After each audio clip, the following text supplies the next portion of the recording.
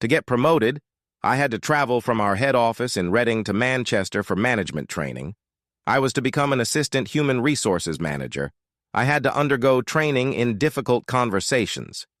It was a 2-week course that I signed up for to learn the finer points of personnel management techniques. The HR department at my company didn't have a good reputation, and in most cases I thought it was deserved. I worked with a group of arrogant jerks who considered the rest of the company's employees to be a hindrance to doing business. You know the kind of people I'm talking about, the ones who actually did something, made a profit, and paid our salaries. I hope to change that situation. And this course was supposed to help me do that. The current deputy head of human resources had been transferred to another position because the head of the department believed that her poor attitude toward employees was largely due to her influence. Dave Harris, deputy head of human resources, it sounded good, and I hoped that in a few years I would be able to drop the word deputy. We found out about the course 4 weeks before it started. It was supposed to last 2 weeks, but it ended late on Friday and started at 8 a.m. on Monday, and given the traffic in Birmingham, we decided I would stay for the weekend. I asked my wife Carrie if she wanted to come and stay with me, as she didn't work on Friday afternoon, could take Friday morning off, and could easily drive to me on Friday morning and maybe not go to work on Monday. We had done this before.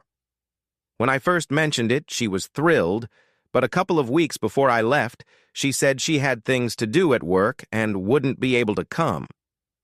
This was another one of those things that hadn't been going well for the past 2 weeks. We had been talking about starting a family, and to be honest, we had been at it like rabbits. Everything was great. About 2 weeks before that, we had a birth control pill disposal ceremony. But about 2 weeks before the ceremony, she seemed to have changed her mind and started to waver a bit. And sex almost completely disappeared. I brought it up and wanted to try to conceive before I left, but she seemed a little indecisive. Something was wrong. She was wavering. Kids aren't something you can waver about. I asked her if she wanted to wait until I settled into my new job, in which case she would have to start taking the pill again and I would use condoms. I wouldn't be happy if that happened. We discussed it at length over the weekend, and she seemed to have changed her mind about the children again and decided it was time to take action. By lunchtime, the rabbits were back in the house, in the garden, and in the trunk of the car. Something bothered me, but I was preoccupied with either work or sex. When we arrived at the course on Monday, Marjorie, the course instructor, told us that we wouldn't be working on Friday because there was some unplanned electrical work to be done in the building. They apologized for not letting us know earlier, but they had only found out the night before. We would work later in the week to make up for it, which wasn't a problem. I had nothing else to do. I decided to surprise the love of my life and drive home for the weekend. The trip took about 4 hours, and if I left at 3 in the morning, I would probably be home around 7 and hopefully be able to convince her to take the day off, call work and say she was sick or something like that. When I got back, she would still be asleep, and we could continue trying to conceive a child.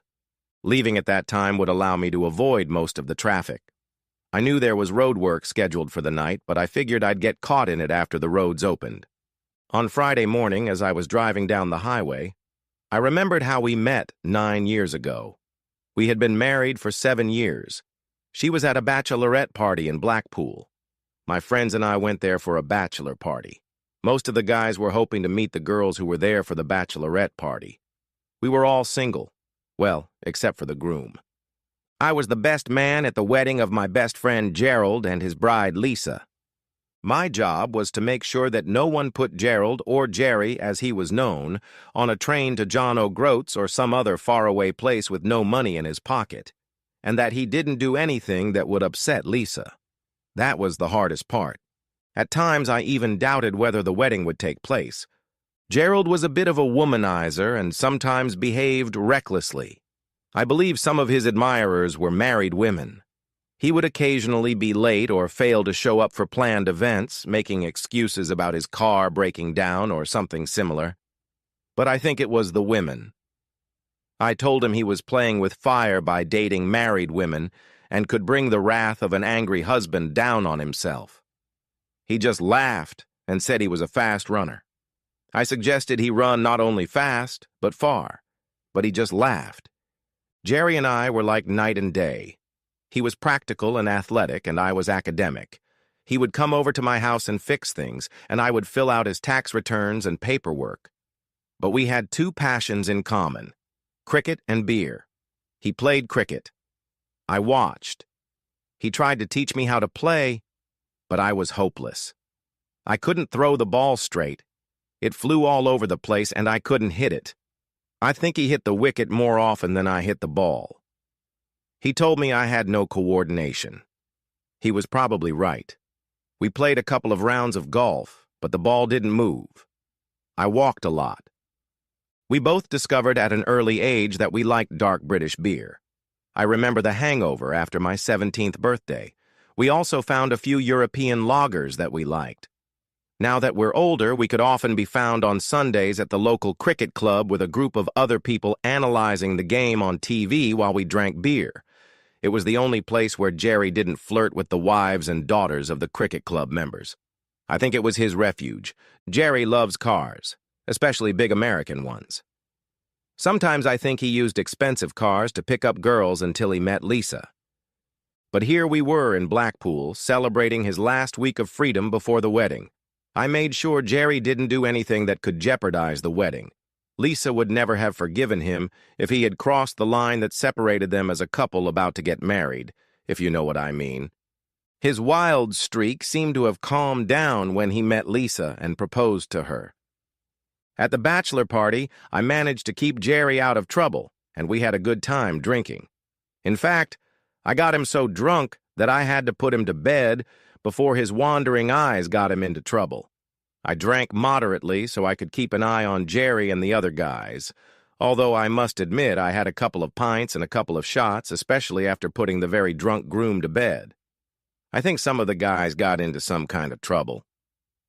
I went down to breakfast at the small guest house where we were staying. I had only been there a few minutes when an attractive young woman entered and was shown to a table next to mine. At that time of the morning, we were the only guests there. She looked a little disheveled, but I didn't mention it. I looked at her and asked, "Did you have a good night?" "Yes, you could say that. A bachelorette party." She looked at me. "And you?" "Not bad. A bachelor party. I managed to keep the groom out of trouble. I'm the best man.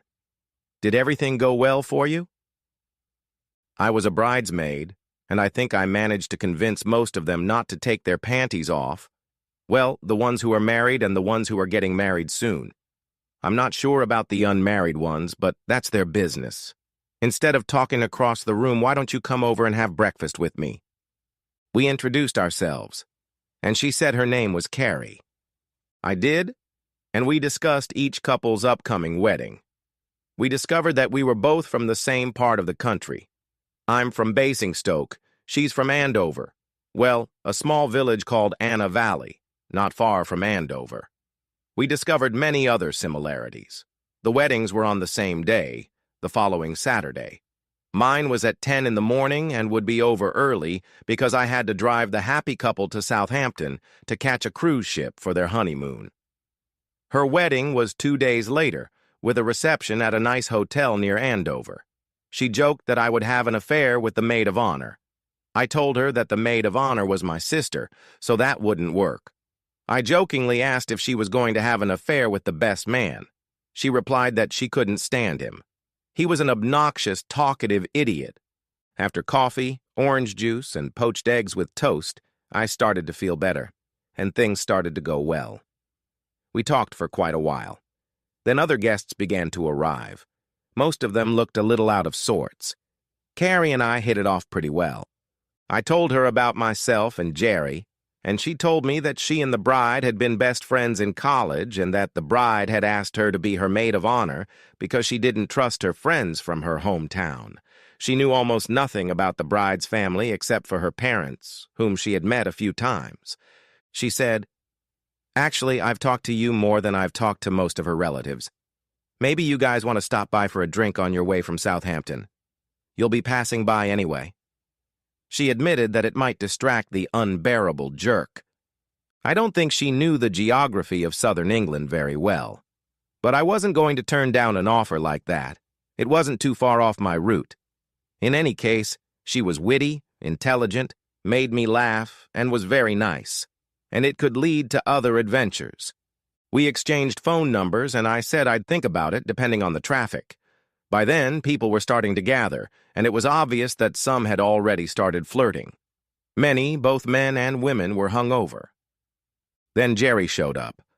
I looked at him and frowned. He got the hint and stayed away, but gave me a thumbs up, clearly thinking I was lucky to have gotten him into bed. Over the course of the week, Carrie and I talked several times about how the wedding preparations were going. For me, it was easy, as Lisa's mother was taking care of most things. But for Carrie, it was a nightmare. It turned out that one of the married ladies was having an affair, and her husband found out. All kinds of rumors were flying around, and she was trying to cover it up so as not to ruin the wedding. It turned out that her lover was the bride's sister. "I'd really like to see my friend next Saturday if you're free." Suddenly, I was a friend, and I liked it. Before leaving Southampton, I sent her a text message saying that I would probably be passing through Andover around 5 o'clock and that she could call me if she still wanted me to stop by. I received a reply almost immediately, but I couldn't answer because I was driving. 2 minutes later, the phone rang. It was Carrie. She apologized for sending the text because as soon as she did, she realized I was driving. And yes, she really wanted to see me. She had already asked the bride's mother, who was happy that I was coming. She had to hurry because she had called from the bathroom. When I arrived, the formal part of the reception was over and the party was starting.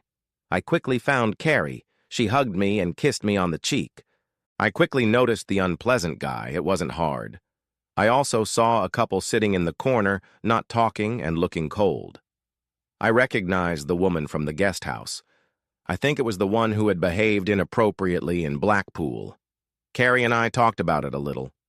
I told her that I couldn't understand cheating. If you love someone, you stay with them. She agreed. I hadn't been drinking, so just after 10, I said I had to go and went home at a reasonable hour. Carrie took me by the hand and said, "I have a room here." I didn't know what to say, but she continued, "It's a double room, and it will stay that way." She looked at me thoughtfully and said, "This is our first date." I nodded, hoping she would change her mind, but I was happy to spend time with her. "You can stay, have a beer, we can dance some more." Again, an offer I couldn't refuse, but it was clear from her tone that nothing was going to happen tonight. That was fine with me. We hadn't known each other very long. We had a few drinks and danced a lot, her pressing herself against me during the slow dances. We were almost the last to leave. We slept in separate beds, and when we were both getting dressed to go to bed, there was an awkward moment in the bathroom. Seeing her like that, I hurried to get into bed. It would have been awkward. Early in the morning, I felt Carrie lie down next to me. We hugged, and my hand naturally fell on her breast. It was unintentional, just natural and pleasant. She turned toward me cautiously. She kissed me gently on the lips and said, "Not yet." My hand was now on her back. I asked if I could. She nodded, smiled, kissed me again, and then closed her eyes. She ignored me. At breakfast, we exchanged meaningful glances but ignored them. We agreed to meet the following weekend, somewhere between Basingstoke and Andover.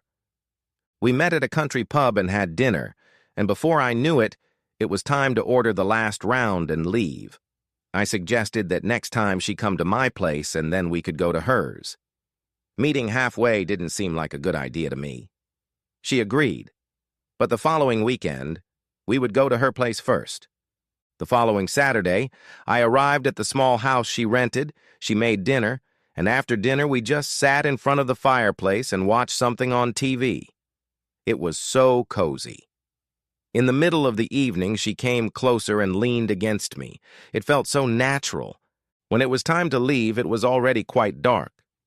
She walked out to my car to see me off, and we kissed tenderly. I caressed her face gently.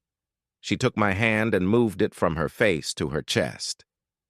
We agreed to meet at my place the following week. When she showed up, she looked stunning. I couldn't believe I was dating such a beautiful, smart, and intelligent girl. I live in a small apartment on the outskirts of Basingstoke.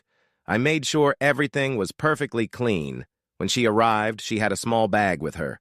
I was in the kitchen that day. I had worked hard. I noticed that she had had more than one glass of wine. I don't have a fireplace, just a TV, but that's okay. We watched a movie, I don't remember which one. As soon as we sat down, she came closer to me and said, "Do you mind if I stay the night?" My heart was racing, but everything about her behavior indicated that she wanted to take it slow, and that was fine with me. I told her that I only had one bedroom and that I would sleep on the couch. I hoped that we could sleep together in my bed. I didn't sleep on the couch. The first night was very cautious. We made love gently, overcoming the initial excitement. After that, everything went smoothly. We were both adventurous, introducing each other to things we hadn't tried before, and not just in the bedroom, on the couch, on the beach, or in the sea in Majorca. It was a little complicated. 2 years later, we got married, and I'm not sure her parents really loved me. They gave the impression that I wasn't good enough for her. But it was her choice. She moved into my apartment.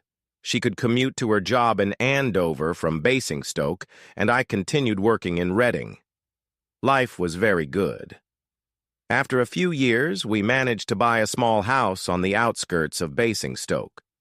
Everything was going well, and Jerry and I often met up on Sundays to have a drink and play cricket. He still did odd jobs around the house, although I was becoming more skilled thanks to YouTube. But I still did his paperwork. I thought Jerry had stopped cheating and settled down, although a couple of years ago he asked me if Lisa had called to say we were playing golf. I told him I wouldn't do that.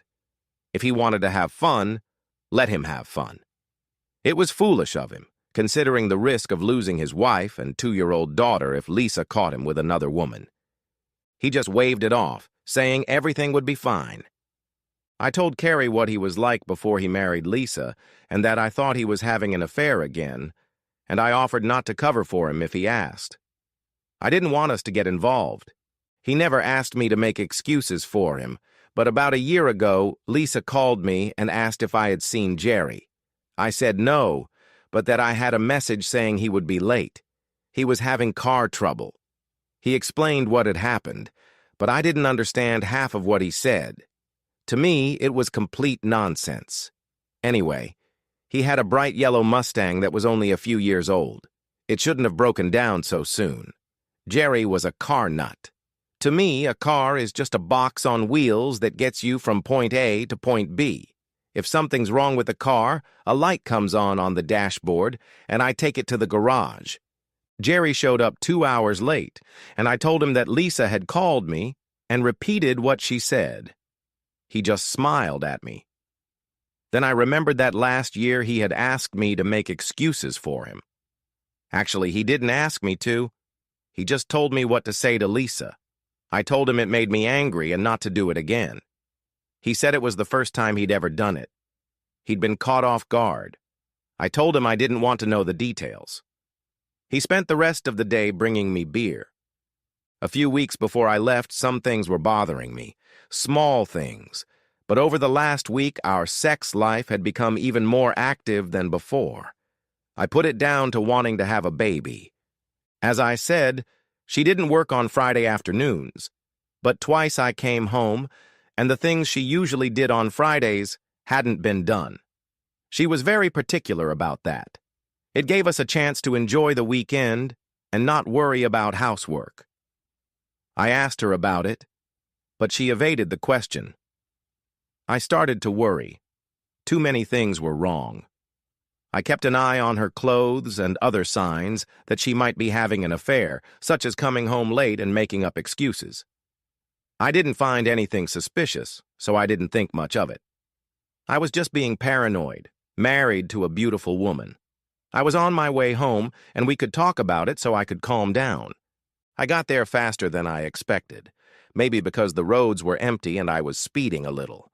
There was still roadwork on the A339, and the detour via the A34 to the A303 was fine for trucks, but I was in a small rental car. It was a Fiat. At least that's what the badge on the steering wheel said. But I'm local, I know all the detours, and I headed for Kingsclear. As I drove past, I saw a yellow Mustang that looked like Gerald's car. But he should have been at work. I knew he was working nights this week.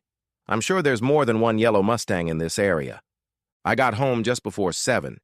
Even bought a bouquet of flowers when I stopped to fill up. When I pulled up to the house, the first thing I noticed was that Carrie's car wasn't there. We had talked on the phone last night, and I had sent her the usual text messages we usually send each other almost every night to say, "Good night, sweetheart," or "Sleep well, I love you," and in the morning, "Wake up, sunshine," or "Good morning, sweetheart," and other sentimental nonsense. We would respond with something similar and always try to reply. I did that last night at 11 o'clock. I got the usual response. She didn't know I was coming home this morning. It was supposed to be a surprise. Instead of a little morning message, I was waiting for a kiss and hopefully something more, since I had been away for a whole week. I entered the house, and it seemed empty. I took the flowers with me and quietly went upstairs, but our bed was empty. It looked like no one had slept there. Where was she? An unpleasant thought crossed my mind. I tracked Carrie's phone. It was in Kingsclear. I was afraid of what would happen next, but I had to do it. Gerald's phone was also in Kingsclear. That meant Gerald's car was parked at the hotel. My best friend was sleeping with my wife. What an idiot I was. I thought about it, then sent her a message. "Good morning, sweetheart. What are your plans for today?" It was longer than my usual morning greeting. I went back. "Nothing. Just doing some chores around the house. I miss seeing my beautiful wife's face. Call me. I look terrible. You won't want to see me. I love you. You're always beautiful to me. Come on, what are you trying to hide?" "Nothing. Give me a couple of seconds." The next moment, her face appeared on my phone screen. Just her face. It was good that I was holding the phone close to me. She couldn't see where I was. "I don't know, honey. You look beautiful, fresh, and rested. Where are you?" "In bed, of course. Where else?" I laughed. "Whose bed?" She giggled. "Ours, of course." "You may be in bed, but it's not our bed." I moved the phone to the side so the camera could capture the empty bed behind me. There was a noise on the line. She had dropped the phone. I couldn't see, but it sounded like a hotel room. Then a hand leaned over, picked up the phone, and turned it off. The light flashed, and I caught a glimpse of Gerald's face before the screen went blank. Although it was still early, my next call was to Lisa. I knew she was already up and getting their little daughter ready for school. I asked where Gerald was. She said he was at work. I called him Gerald, not Jerry. She said he was working nights this week. He did that from time to time, and she was expecting him home in the next couple of hours. She knew I was out, so why did I ask? I told her I had come home to surprise Carrie. I asked if she could track Gerald's phone. She asked me to give her a minute. Her voice sounded alarmed. I mentioned that I didn't think Gerald was at work. I heard her mutter something like, "I'm going to kill that bastard this time." She asked if she could talk to Carrie. I said she wasn't home. All I heard was bastard, and then she hung up. It was probably too hard for him to change. I went to the kitchen, made some coffee, and waited for the storm. I wondered what excuses she would come up with. While drinking my coffee, I took out my laptop and looked up the rules for divorce. It was all pretty simple. If you've come to the conclusion that your differences are irreconcilable, it's easy. But it seemed too easy if one of the spouses had cheated. It would take longer and probably cost more, and the result would be the same. But I was tempted to choose cheating. Maybe it would make me weak or a cuckold, but at least it would be honest. I wanted people to know the real reason, not just that we had a fight. I thought maybe she was going through a midlife crisis. I thought that only happened to men. Less than an hour later, she came home. She burst through the door looking terrible. I think she cried all the way home. She stopped in front of me. I nodded toward the chair. She sat down across from me at the kitchen table. Looking at her, I asked, "Why?" "It just happened. It doesn't mean anything. It was just a stupid mistake." Tears streamed down her face. "You didn't answer my question, and that was nonsense. It's not just driving an hour to stay in a hotel with my ex-best friend. That takes planning." She continued, "I'm sorry, I love you. It was a stupid mistake. I won't do it again. It was the last time." Well, that almost answered one of my next questions, but it led to others. "How long?" "About 4 weeks. We only did it 3 times. It was supposed to be the last time." "I'm sorry, honey. It just happened." "You still haven't answered my question, why? Tell me it just happened?" She seemed to gather all her strength, as if an explanation would make me forgive her. No way in hell. "Remember that party you couldn't come to a month ago because you were working, and I went with Gerald and Lisa? Lisa left early because their daughter was sick, and Gerald and I were left alone, and, well, one thing led to another, and when he drove me home, we ended up in the back seat of his car and I was drunk. I'm sorry, dear. He filmed us, and now he's blackmailing me to do it again. It's over. It was doomed because we were going to start a family.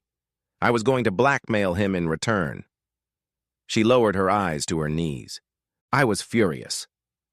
"I would never forgive a one-time mistake, but you did it twice. Getting drunk and ending up in his car the first time is a poor excuse, but the second time there's no excuse. So no, I won't forgive you. You better go upstairs and pack your things. I'm filing for divorce on the grounds of adultery. I know it doesn't mean much. Okay, it'll show how stupid I was to let my wife cheat on me behind my back, but it'll show who's to blame and I can live with that." "Where am I supposed to go?" "I don't care. To your parents? You can't go to Lisa's because I already told her what Gerald did last night, so don't count on her help." "I can't go to Mom and Dad. They only have a one-room apartment." "That's not my problem." I think I would have liked to show her parents what a cheat she was. Crying, she went downstairs with her suitcase and left. A little later, I heard her car drive away. I didn't like her parents, and I'm sure they felt the same way about me. They thought she had married beneath her. They were quite wealthy. They used to have a big house, but when Carrie left, they sold it and moved into a smaller one. They spent a lot of time traveling around Europe in their big motorhome. It was a one-bedroom bungalow, but it had a lot of space. Again, not my problem. About an hour later, my phone started ringing like crazy. I answered Lisa's call and ignored the rest.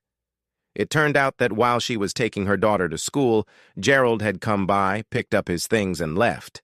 I told her he'd be easy to find in his yellow Mustang. She said he'd left the car because it was in her name. It was actually her car, although she never drove it. Their bank account was almost empty. I reminded her to cancel all their credit cards. She had already done so. I talked to my mom and dad and told them what had happened. They were upset for me.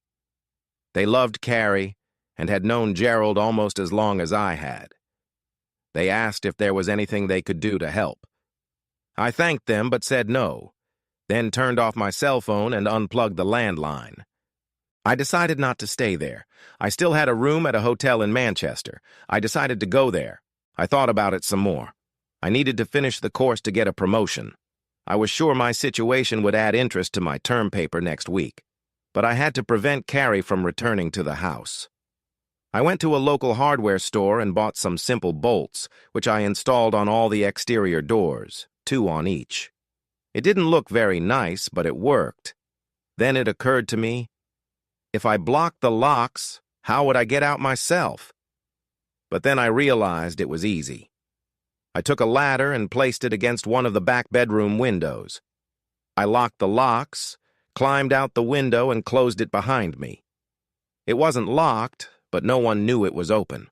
I removed the latter. I did the right thing, and the situation was a good lesson for the rest of the course. I managed to contact a lawyer and start divorce proceedings.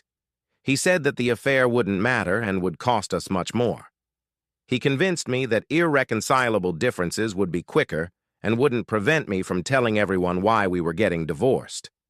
In fact, quick was good. I wanted her to leave, so I decided to go for it. I assumed we would have to sell the house and my half of the proceeds would go toward the divorce. The following Friday, I came home late. I managed to get into the house without any problems. Nothing had been touched.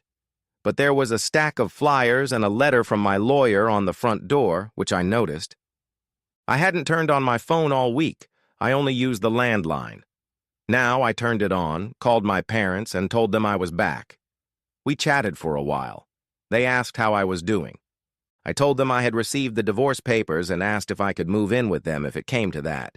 They said they would clear out all the junk from my old bedroom and I could sleep there until things settled down. I called Lisa to see how she was doing. Things were bad. Gerald had run off with most of their money, even though they didn't have much to begin with.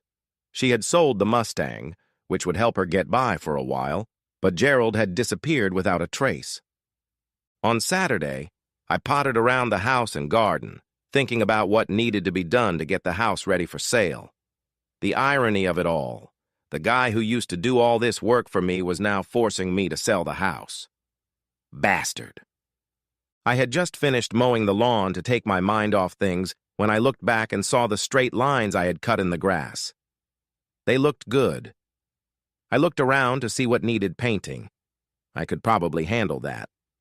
When I went into the house to make a cup of coffee, I heard a key in the door. The door opened, and Carrie walked in with her mom and dad. I was waiting for them. I called her mother a warrior, and her father a henpecked husband. We still didn't like each other, and this situation probably only made things worse. They either assumed I'd be back on Saturday or tracked my phone. It didn't matter. We had to talk about this somehow. Better sooner than later. The henpecked husband was carrying Carrie's bags. "I told you to get out," I said, looking at Carrie. The battle axe lunged at me. "This is her house, too. She lives here. We couldn't get in last week. What did you do?" I ignored her question. She gave up her right to this house when she first slept with my friend. I could tell from their faces that she hadn't told them the whole story. I continued. "She cheated on me 3 times. At least she admitted that, but once was enough. She has to go." I think that scared them a little. She probably told them it was only once, not 3 times, but that didn't faze the warrior for long. "She can't. You have responsibilities. She's pregnant." Carrie was sobbing uncontrollably. "Well, whose baby is it, Gerald's or mine? We'll see. In the meantime, she's leaving. I think you're going on a cruise soon. She can stay with you and get better there." Carrie looked at me and whispered, "We used condoms." "So Gerald just happened to have a condom the first time? That just proves he planned it all." She cried even harder. "Well, no, not the first time, but it all happened so fast." "You know Gerald has the morals of a street cat, and you slept with him without protection while we were trying to have a baby. And you probably planned this last trip. You went to a hotel far away from us, and Gerald probably planned a night shift when I wasn't there so you could have sex. So go to hell and get out of here.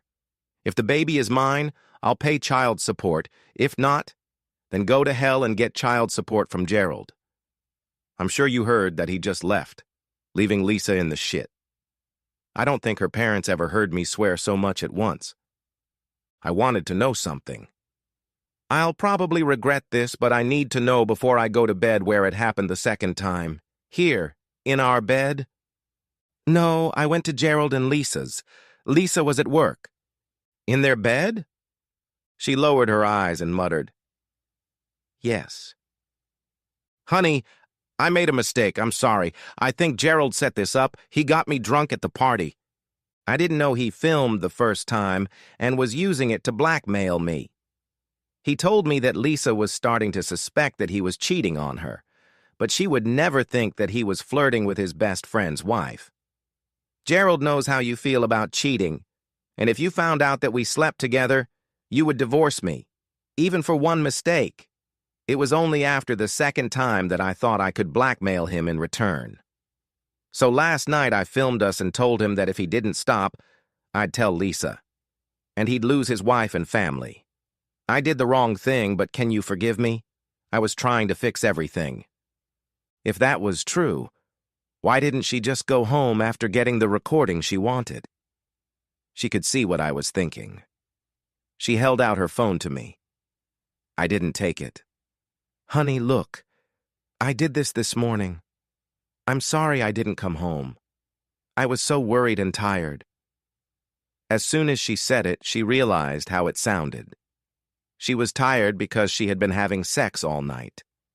Her face went pale, and if the war axe hadn't been supporting her, she would have fallen.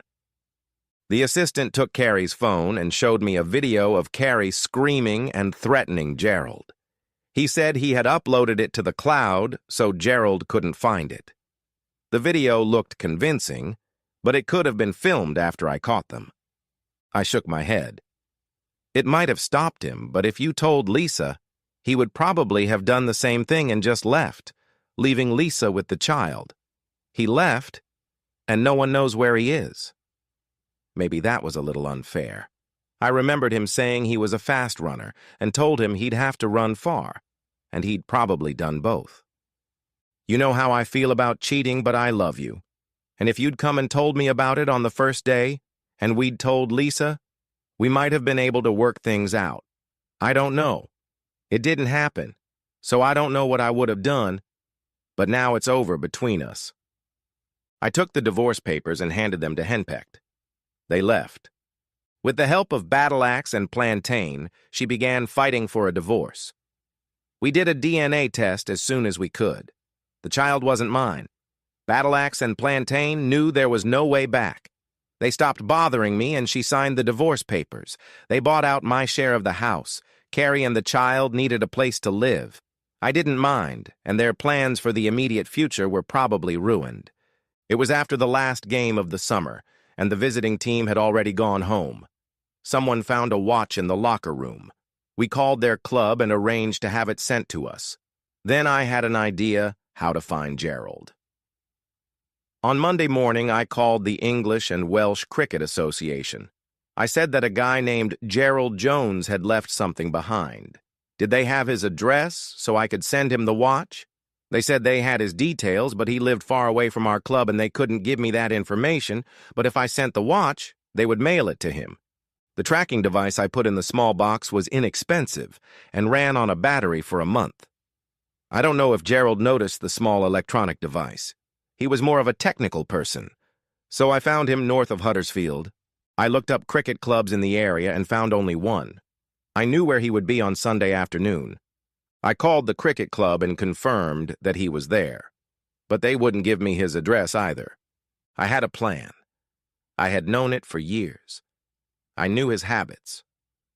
On that cold, windy, and rainy Sunday morning, I took an early train to London and then to Huddersfield. Like everyone else, I dressed warmly to keep from getting wet in the rain. The journey took several hours, but when I arrived in Huddersfield, I went to the cricket club. The rain hadn't stopped, and it was cold. There was a large American car in the parking lot. It wasn't as new and shiny as a Mustang. I needed to check something. I lifted the wheel, and the alarm went off. Gerald ran out to turn it off. Then I realized it was my car. I had to do this several times before he stopped setting off the alarm. Now the small hatchet I had brought with me came in handy. I smashed all the panels with the hatchet. I slashed the tires and beat the aluminum rims. Now they were useless. I think everyone was watching the highlights of the England-New Zealand match. I had recorded the program at home. I hid in the shadows and waited. It was still raining cats and dogs, and my raincoat was soaked through. I saw him come out of the club with a few others, and they all headed in the same direction. I followed them. In the end, Gerald was left alone. He was staggering, as he always did when he left the club. He wasn't going to get behind the wheel. I knew that because he didn't want to lose his license and not be able to drive his big cars. Unfortunately, on the way home, he fell in a dark spot. I may have had something to do with it. He was lying face up. I'm sure he could only see silhouettes. He was mumbling something until I jumped on his right knee. There was a loud noise, like his scream. Then everything went quiet. I think he lost consciousness, although I thought he was stronger than that. I can imagine how his right knee was broken. The same thing happened to his right hand when I stepped on it. Now it will be difficult for him to hold a bat, let alone run. The next steps were planned. The fact that he was unconscious made the task easier. I unbuckled his belt and fly, pulled out his genitals, and wrapped them with a cable tie. I didn't tighten it too much. I didn't want to create extra work for the ambulance. I buttoned his pants. I felt sorry for him, so I took his phone out of his pocket and dialed 999. I said that a man had been beaten up and needed medical attention. I didn't want him to die of hypothermia. Lisa wouldn't be able to get alimony from a dead man. Neither would Carrie. I spoke with a fake Yorkshire accent, which probably sounded more Mexican or Pakistani. I didn't turn off the phone, just dropped it on his chest and disappeared into the darkness. It took about 12 minutes for the ambulance to arrive. They took him away. The police arrived. I stayed in the dark until everyone left.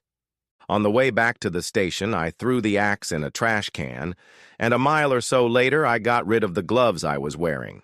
I got on the train and went home. I think I slept most of the way.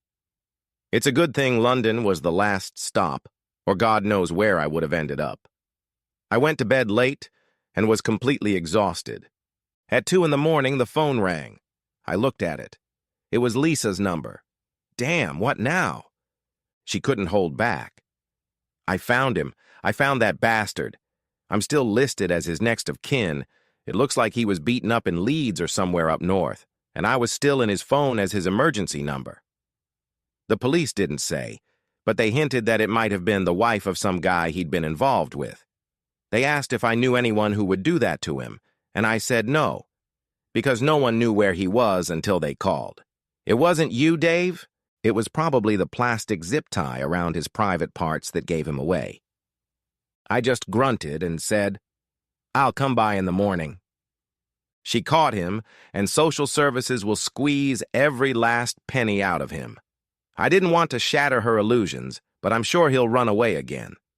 But he won't be able to run fast or far, I'm sure of that. And I mustn't forget to tell Carrie where he was. I was looking forward to the next cricket season and a couple of pints of Doom Bar.